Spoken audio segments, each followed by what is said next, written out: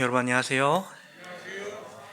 안식일을 기억하여 또 거룩히 지키기 위하여 성전으로 나오신 분들과 또 방송으로 함께 계신 모든 성도님들 위해 하나님의 사랑이 언제나 가득하기를 간절히 기원합니다. 오늘은 내가 곧 길이요 진리요 생명이니 라는 제목으로 함께 은혜 나누기를 원합니다. 본문 말씀으로는 요한복음 14장 4절부터 7절까지 있는 말씀을 함께 보시겠습니다.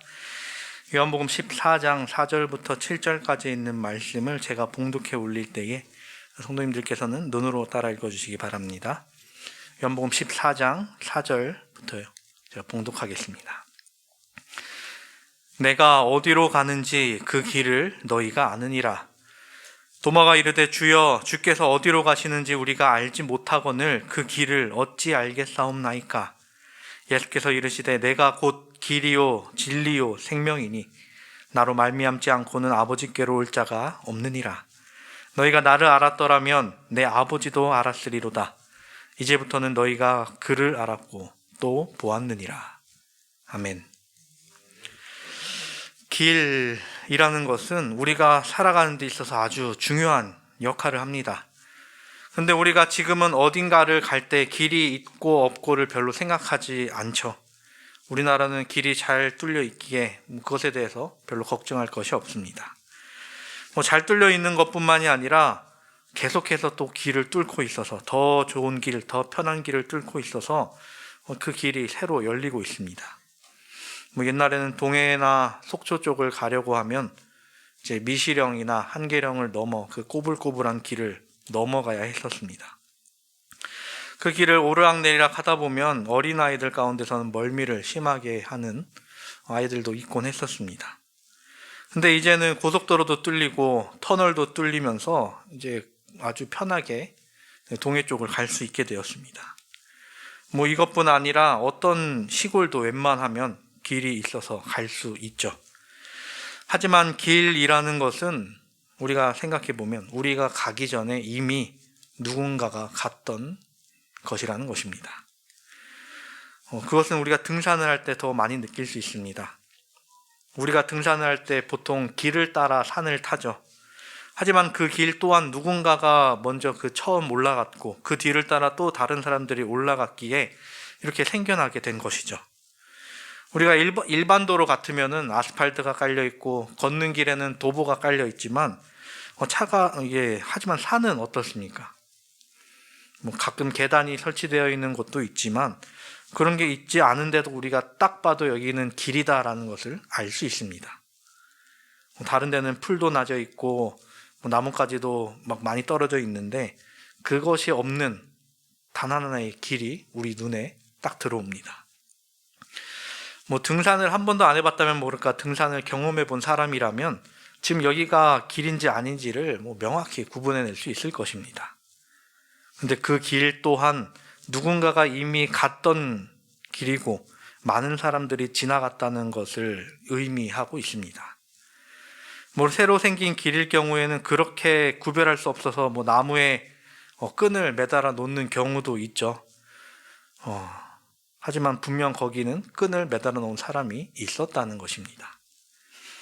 산을 탈 때나 어딘가를 갈 때 길이 있고 없고는 정말 다르죠. 우리나라가 지금은 길이 많이 있지만 옛날에는 길이 없었다라고 이야기를 합니다. 제가 태어나기 이전에요.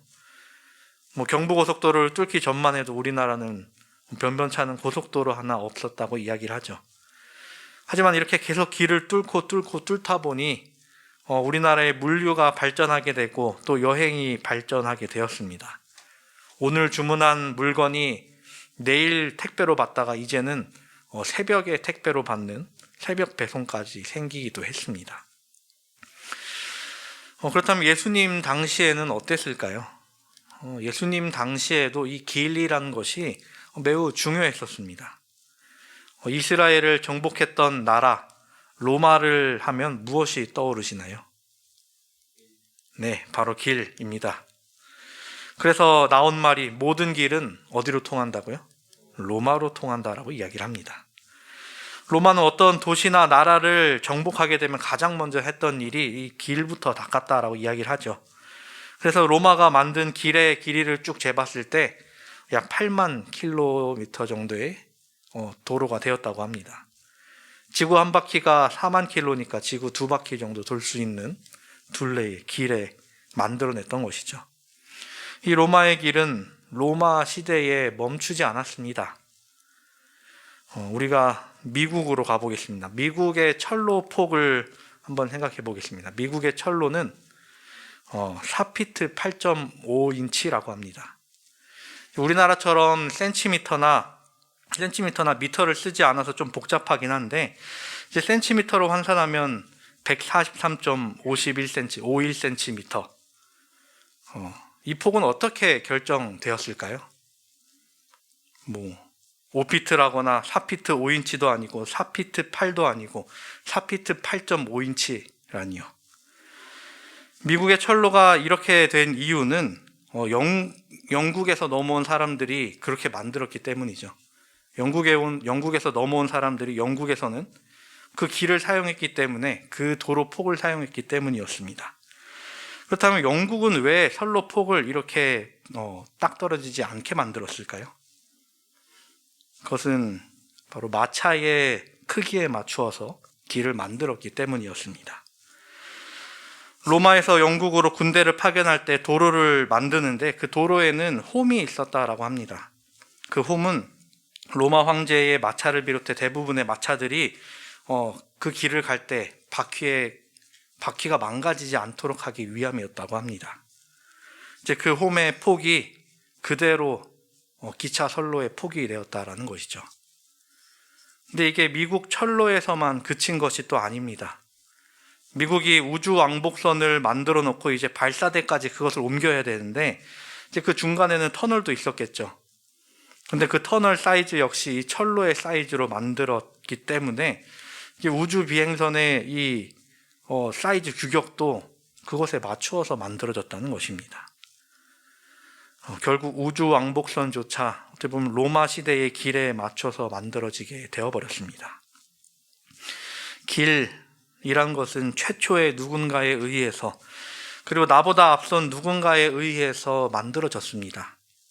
그리고 그 최초에 의해서 그 누군가를 통해 발전해 나가게 됐다는 것이죠. 그 길을 만든 존재에 의해서 그 길을 이용하는 다른 사람까지 그 길에 대해, 그 길로부터 영향을 받는다는 것입니다. 이렇게 길이란 것은 사람과 매우 관계가 깊으며 사람에게 있어서 매우 중요한 역할을 합니다. 그런 길에 대해 오늘 제자들과 예수님과의 이야기가 오갑니다. 내가 어디로 가는지 그 길을 너희가 알 것이다. 근데 이 말씀 후에 제자들 중에 가장 의심이 많은 도마가 이야기하죠. 예수님께서 어디로 가시는지 우리가 모르는데 우리가 그 길을 어떻게 알겠습니까? 이 도마의 말 뒤에 예수님께서는 오늘 본문의 핵심 이야기를 하십니다. 예수께서 이르시되 내가 곧 길이요 진리요 생명이니 나로 말미암지 않고는 아버지께로 올 자가 없느니라. 전에도 몇 번 말씀드린 적이 있지만 이 요한복음에만 나오는 예수님께서 자신을 나타내실 때 사용하는 나는 무엇이다 라는 표현이 등장합니다. 이것을 이제 헬라어로 에고 에이미라고 하는데, 나는 생명의 떡이다, 나는 세상의 빛이다 와 같이 나는 길이고 진리고 생명이다 라고 이야기하고 계신 것이죠. 예수님께서는 이 땅에 오실 때 단순히 인간으로서만 오신 것이 아니라 이 세상에 필요한 존재로서 오신 것이었죠. 그래서 오늘 제자들에게 이 말씀을 하시는 이유는 이 세상에 필요한 것이 진리고 길이고 진리고 생명이다 라는 것입니다. 여기서 우리가 말씀을 조금 더 살펴보아야 합니다.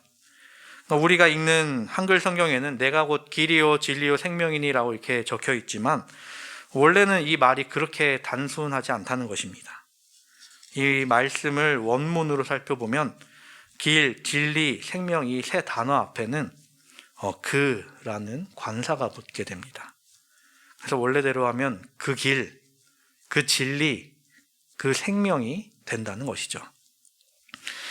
이 그가 붙게 된 것은 무엇을 의미하게 될까요?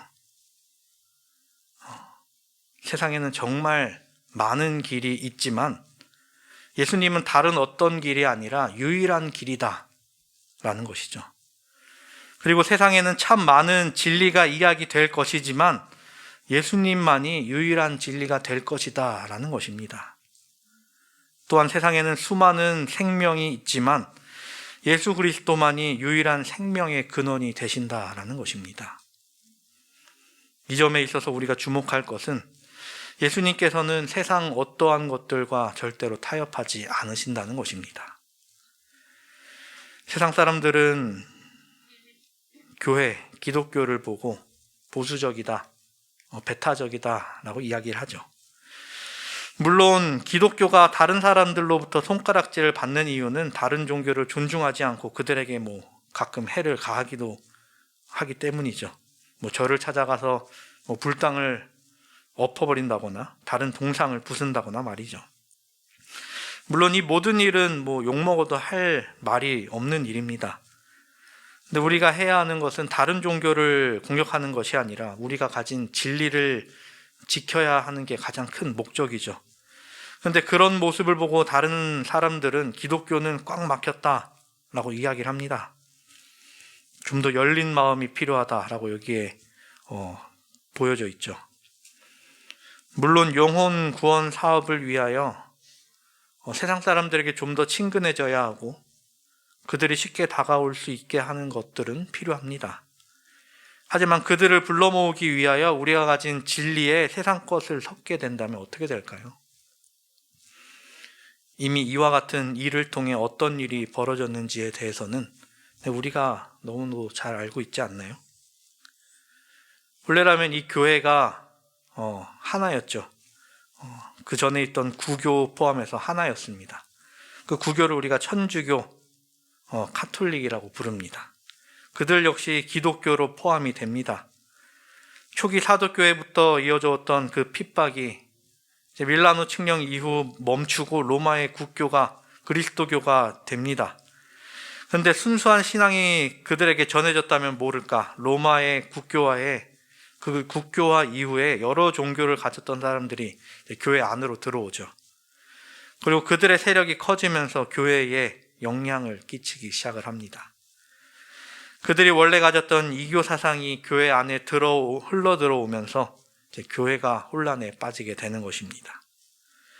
그리스도교라고 하면 그리스도를 따르는 교회인데 그 교회 안에서 다른 신을 만들고 섬기며 우상을 만들어내기 시작했다는 것이죠. 나중에는 로마 교회의 감독이 모든 교회의 감독으로 되는가 하면 이제는 교황에 이르게 되죠. 그리고 그 교황이 유럽의 왕들을 통치하는 종교 암흑 시기를 거쳤습니다. 그렇게 교회가 타락을 했습니다. 성전을 짓겠다고 수많은 돈을 쓰고 그걸로 부족하니 면죄부를 판매했죠. 성경에 나온 말씀도 아닌 예수님의 말씀도 아닌 사람의 말로서 교회가 움직이게 됐을 때 종교가 어디까지 타락할 수 있는지 보여줬던 때가 아닐까 생각해 봅니다. 성경을 그리고 예수님을 잃어버린 교회는 길을 잃고 헤맸고 진리를 잃어 사람만이 남았으며 생명을 잃어 죽어가고 있었습니다. 그래서 그 당시 교회는 껍데기밖에 남지 않아 외관에 집착을 했죠. 겉으로 보기에 더 큰 교회, 더 화려한 교회, 온갖 조각을 새겨놓은 교회들 말입니다. 사람들이 교회에 들어와서 하나님의 말씀을 듣기보다 교회의 그 화려한 외관에 빠져 말씀 듣는 건 뒷전이 되어버리고 말았습니다. 이렇게 세상적인, 세속적인 교회는 더 이상 영혼을 하나님께 이끄는 곳이 되지 못했었죠. 그래서 이후에 그 카톨릭에서 종교개혁을 통해 개신교가 나오게 됩니다. 마틴 루터가 종교개혁을 하면서 했던 말은 솔라 스크립투라, 오직 성경으로 하나님의 말씀으로 예수 그리스도의 증거로 돌아가고자 개신교도들은 성경을 보고 성경을 연구하며 성경만을 유일한 판단의 기준으로 삼았습니다. 그 뒤로 교회가 가장 조심하고 경계하는 것이 어떻게 보면 세상에서 오는 이설이 되게 됐죠. 그런데 지금 우리가 살아가는 지금 예전에 일어났던 일들이 비슷하게 또 일어나고 있지 않나 생각해 봅니다. 교회가 세상을 사랑하고 세상을 이야기하며 세속적으로 변하는 일, 그것 말이죠. 교회 안에는 하나님을 향한 찬양과 말씀 선포가 주를 이루어야 하는데 어떻게 보면 그런 것보다 다른 것을 더 중요하게 여기기도 합니다. 어떤 교회는 돈을 밝히고 어떤 교회는 건물의 크기, 또 건물의 아름다움을 내세우고 있죠. 제가 가장 큰 충격이었던 것은 초등학생 때 금란교회가 지어졌을 때였습니다. 제가 그 지어지는 장면을 전부 봤었는데 그 교회가 다 지어졌을 때는 너무 커서 어렸을 때의 제 눈으로는 다 보이지도 않았습니다. 어렸을 때 봤는데도 컸는데 지금 가봐도 여전히 크더라고요. 한때 그 금란교회를 둘러싼 이야기가 있었죠.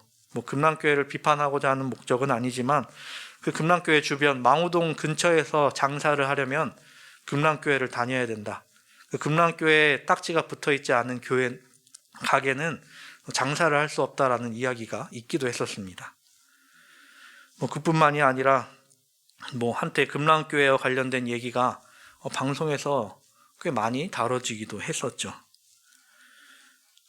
점점 더 교회를 세속화하기 위한 세력들이 생겨나고 교회 안에서도 그 세속화에 대해서 전혀 개의치 않고 넘어가는 경우가 많이 일어나고 있습니다. 그런 세상을 살아가고 있는 우리는 과연 이것을 어떻게 해야 할까요?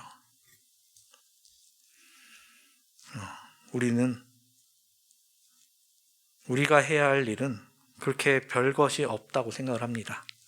그저 우리가 지켜온 그 말씀대로 사는 것, 우리가 들어왔던 예수 그리스도의 말씀대로 사는 것이 아닐까 생각을 해봅니다.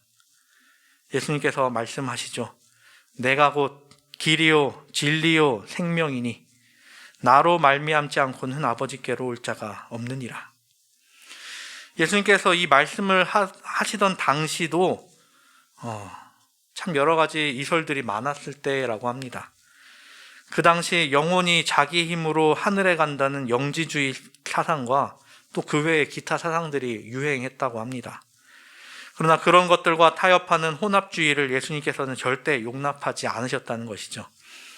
그래서 이 모든 상황을 종결하시기 위해 예수님께서 말씀하십니다. 예수님 자신만이 유일무이, 독일무이하신 그 길이고 그 진리고 그 생명이라는 말로써 자신을 메시아로 이야기하고 계신 것입니다. 그래서 나로 말미암지 않고는 아버지께로 올 자가 없느니라 라고 하시는 것이죠. 예수님 이전에 많은 선지자가 있었습니다. 모세로부터 시작해 침례 요한에 이르기까지 구약에 많은 선지자가 있었지만 그들은 진리와 생명에 대하여 길을 가리키는 역할만 해왔습니다. 그러나 예수 그리스도께서는 그 길 자체셨고 그 진리, 그 생명 자체셨습니다. 예수님은 사람들로 하여금 하나님께 이르도록 하는 중보자이시지만 자신이 그 하나님 본인이시기도 하죠. 이 사실이 예수님께서 우리의 절대적인 구주되심을 나타내고 또 성립시켜 주는 것입니다. 이 세상에는 정말 많은 길들이 있습니다. 그리고 그 길들을 알려주는 많은 안내자들이 있죠. 하지만 그 많은 길들과 그 많은 안내자가 있다 한들 우리를 영원한 생명, 아버지가 계신 하늘로 인도해 주지 못합니다. 그들이 알려주는 세상의 길이며 세상에서 살아가는 방법, 그것이 전부이죠. 하지만 예수 그리스도께서 알려주시는 길은 하늘로 통하는 유일한 길이라는 것입니다. 그리고 예수께서 주시는 말씀은 우리를 구원으로 인도하실 진리이고 예수께서 생명 그 자체로서 우리를 영원히 살게 해주실 분이라는 것입니다. 여러분 이것을 믿습니까? 예수님께서는 이어서 말씀하시죠. 너희가 나를 알았더라면 내 아버지를 알았으리로다. 이제부터는 너희가 그를 알았고 또 보았느니라. 이 말씀은 어떻게 보면 조금 오묘한 말씀이 될 수도 있습니다. 그 이유는 예수님께서 이렇게 말씀하시기 때문이죠. 너희가 나를 알았더라면. 이 말은 제자들이 예수님에 대해서 모르는 것을 전제로 하신 말씀인 것이죠. 제자들이 예수님에 대해 알았다면 이런 말씀을 하실 필요가 없으셨습니다. 그런데 제자들은 예수님에 대해 여전히 3년 반 동안이나 따라다녔음에도 불구하고 온전히 알지 못했다는 것을 예수님께서 알고 계셨기 때문에 이 말씀을 하고 계시는 것이죠. 너희가 나를 알았더라면 내 아버지도 알았으리로다. 제자들은 예수님도 몰랐고 예수님의 아버지도 몰랐던 것이죠. 근데 그들이 이제 언제 알게 된다고 이야기를 하시죠? 이제부터는 너희가 그를 알았고 또 보았느니라 라고 이야기하십니다. 이제부터는 지금부터와는 조금 다른 이제 곧 알게 될 것이라는 표현입니다. 그 이유는 그리스도께서 곧 어떻게 되실 것이기 때문이었죠. 십자가에 달려 돌아가시고 사흘 만에 부활하실 것이기 때문이었습니다. 이때까지 제자들은 예수님께서 이 땅에 오신 목적, 아버지의 구속 사업에 대한 것을 전혀 깨닫지 못하고 있었다는 것이죠. 예수님께서 십자가에 달려 돌아가시고 부활하셔서 그들 앞에 나타나셨을 때, 그리고 하늘로 승천하시면서 그들에게 다시 사명을 주셨을 때 비로소 그들은 예수님께서 이 땅에 오신 목적에 대해서 알 수 있게 되었던 것이죠. 그제야 너희가 그를 알았고 또 보았느니라가 이루어지게 된 것입니다. 다음 주에 이어서 이야기하겠지만 예수님을 보고 예수님을 안다는 것은 곧 하나님을 안다는 것이 되기에 제자들이 하나님을 본 것이 된다라는 것입니다. 우리가 예수 그리스도에 대하여 믿는다는 것은 우리가 하나님을 믿는다는 것이고, 우리가 예수 그리스도에 대하여 안다는 것은 우리가 하나님을 알게 되는 것입니다. 그리고 예수 그리스도를 우리가 바라보는 것은 우리가 하나님을 바라보는 것이 되죠. 우리가 예수께로 가는 것은 우리가 하나님께로 가는 것입니다. 지난주에 우리 눈에 길이 보이지 않게 되었을 때가 두려운 순간이라고 말씀을 드렸었습니다. 그런데 오늘 우리가 걱정해야 하는 것은 우리 앞에 너무 많은 길이 놓여져 있을 때 우리는 어떻게 해야 하는가라는 것입니다. 사랑하는 우리 성도 여러분, 우리 앞에 수만 가지의 길이 놓여 있을지라도 우리가 가야 하는 길은 예수님께서 가신 그 길입니다. 우리가 또한 그 길을 걸어나가며 예수께서 가신 그 길을 통해 하늘까지 닿기를 간절히 바랍니다. 화이트 선지자는 시대의 소망을 통해 우리에게 이렇게 이야기합니다. 하늘에 가는 데는 많은 길이 있는 것이 아니다. 각 사람이 자기 나름의 길을 택할 수는 없다. 그리스도께서는 내가 곧 길이요 나로 말미암지 않고는 아버지께로 올 자가 없느니라고 말씀하신다.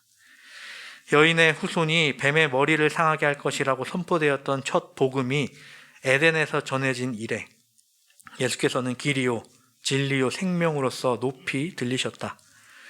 그분은 아담이 살던 때 곧 아벨이 구속주의 보혈을 대표하는 죽임을 당한 양의 피를 하나님께 드리던 때에도 길이셨다.